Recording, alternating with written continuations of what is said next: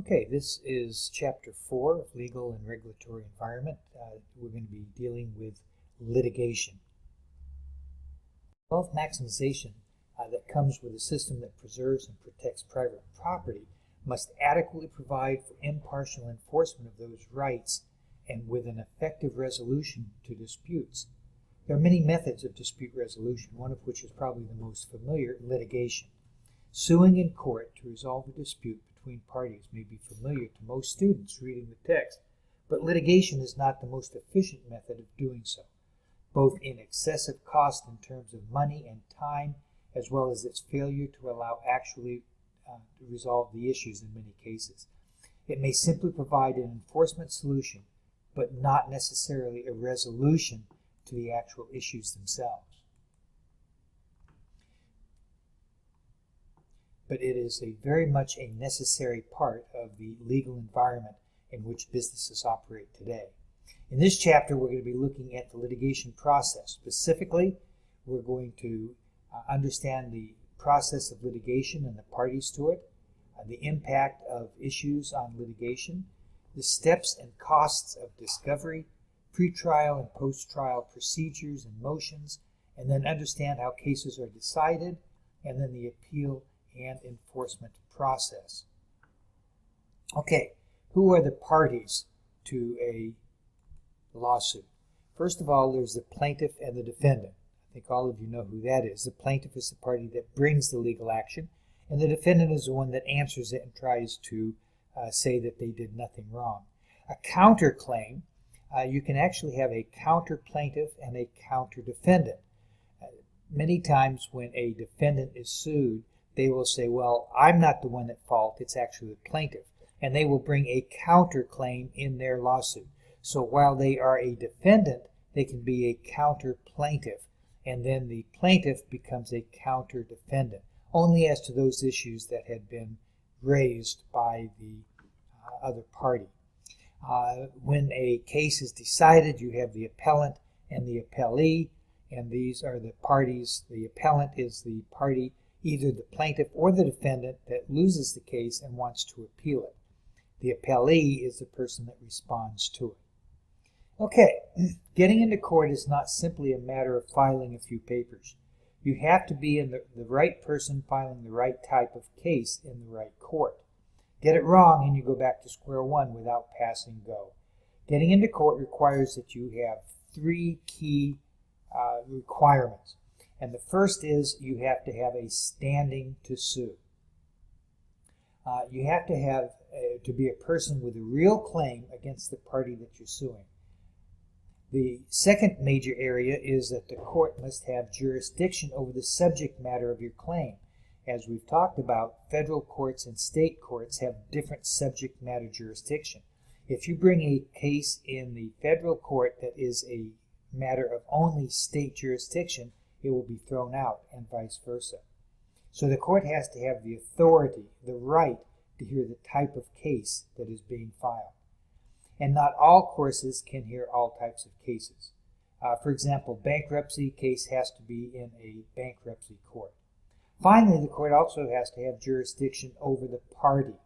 In fact, actually both parties, jurisdiction over the plaintiff and the defendant. A court may not have authority to exercise its power over someone from out of the country or even from out of the state. We'll look at these conditions more. So the sweet spot is where all three of these conditions are met. Then and only then may a party bring a legal action in a specific court. So getting into court. Being the right person means that you are a person with standing to bring the court. You must be involved in the actual claim or the controversy.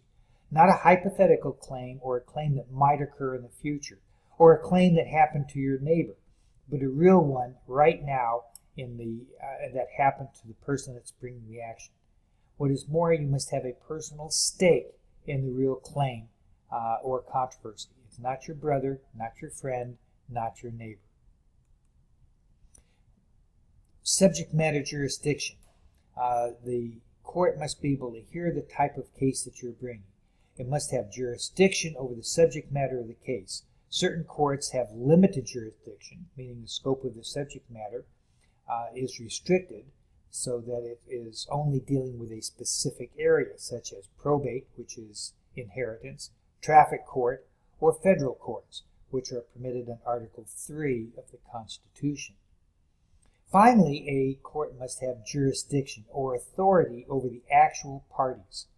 That's the persons of the case, be they individuals or be they corporations. The court must be able to enforce bringing the parties into the court through the summons and service of process.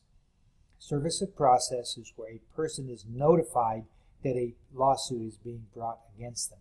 There can be no effective enforcement of the law and the court is powerless to get the parties into court if they do not have personal jurisdiction. All states have what they call long-arm statutes that's been developed whereby a court in one state is permitted to exercise authority over a person in another state, as long as that person has had minimum contacts with the state in which the action occurs. So while you may be a citizen, a resident of Texas, you may be sued in Oklahoma if what you did or the action taking place took place in Oklahoma. But if you are just a citizen of Texas and have never been to Oklahoma and you have not done business with a Oklahoma citizen, then there is no personal jurisdiction. Class action lawsuits are a special type of action, and take a few minutes and read through that on the textbook. This is where you have multiple plaintiffs to file suit on the behalf of other persons. So this is a little bit different than the personal stake, but they are members of a class, so they have to be a member of the class, but they may also represent others in that class. Okay, let's get into the actual procedural rules. You have pleadings. The pleadings are is how a litigation is formally begun with the filing of a document, a pleading. Typically, it's a complaint filed by a plaintiff, followed by a response or by an answer filed by the defendant. There are time periods. If a person is sued, they must answer that lawsuit within a certain period of time. The initial pleading stage is followed by certain pretrial motions and discovery. This fleshes out an understanding of the evidence underlying the case. If warranted, a pretrial conference may be held to work out issues for the trial or discuss settlement based on information that came out during discovery. We're going to talk about discovery in greater detail in just a minute. If there is no negotiated settlement, then the case proceeds to the actual trial before a judge and possibly a jury. In civil cases, the parties have a right to have the case heard before just a judge, but if they also have the right to demand a jury trial.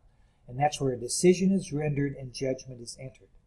Following the trial is a period that allows certain post-trial motions, possibly challenging the judgment. Then the matter may be appealed to an appellate level court for the review of legal issues, not factual issues, relevant to the case. Remember, an appeal can only be appealed on legal issues. The trial court makes all the determinations on the factual issues. Okay, pleadings, typically initiated by the plaintiff. If that plaintiff does not answer in time, the court may issue a default order, and therefore the plaintiff would win without any trial.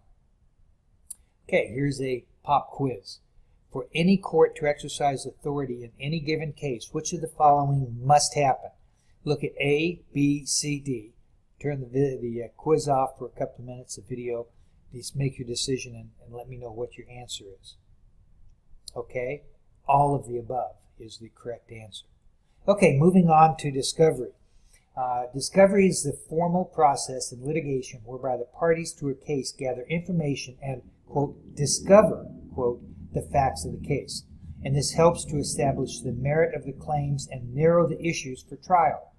Discovery is typically conducted in and through the following different formats. Depositions. A deposition is a face-to-face questioning and often recorded, and it is always recorded by a court reporter, and sometimes there is also videos. You have interrogatories. Interrogatories are where the one party sends the other party a list of questions that they are to answer. And then there are also requests for admissions, where the one party asks the other party to make statements as to what they admit to. Both interrogatories and requests for admissions sound like a great way to narrow a case quickly and get through the fluff into the real issues. However, interrogatories are usually answered by the attorney for their client, and are often, and through legalese, really do not answer the information need. Interrogatories, not interrogatories, but depositions, are actually the best way to get information about what's been going on, because that is a face-to-face meeting between the attorney and parties to the case, either witnesses or plaintiffs or defendants. Okay, the scope of discovery. Inasmuch as the purpose of discovery is to help the parties to gather information, it can be better understood if they know all the facts of the case. Therefore, you have a discoverable information. It can be anything that allows, if it will lead to the evidence that may be admitted into court. That means during discovery you can find information out that could not otherwise be admitted to court. But you have to know the scope of it before you're able to actually know what can be admitted. In short, this means that attorneys may ask for and have the right to see and inspect documents and information, and gather witness testimony that itself may not be admissible at trial. Discovery of information will be allowed if there is a reasonable likelihood that the information sought will lead to the production of evidence that will be admitted. The process of discovery must allow for the casting of a broad net to allow for adequate investigation that will ultimately produce the relevant evidence of court. So it is a very expensive process. It takes time to prepare depositions, copying, reading through all of it. It is the reason that legal costs are so excessive in the United States.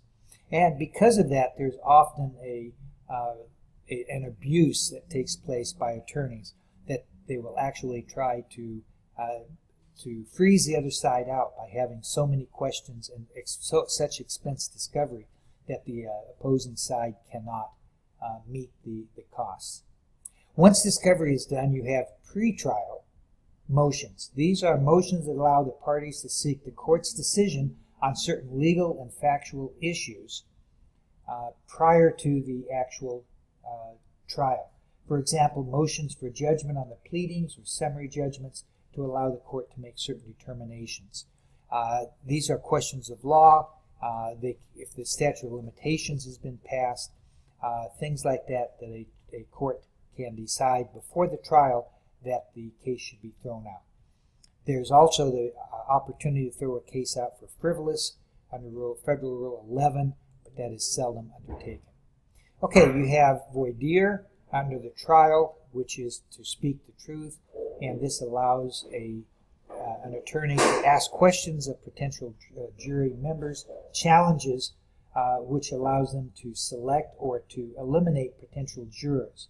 These challenges typically must be for cause, such as a juror's bias or conflict with the case or a party, but most courts also allow a limited number of preemptory challenges, except for unconstitutionally discriminatory causes, which allows the execution of jurors, the exclusion, not the execution, the exclusion of jurors for no cause. Okay, that comes pretty much to the end of this. I will do a part B talking about the trial.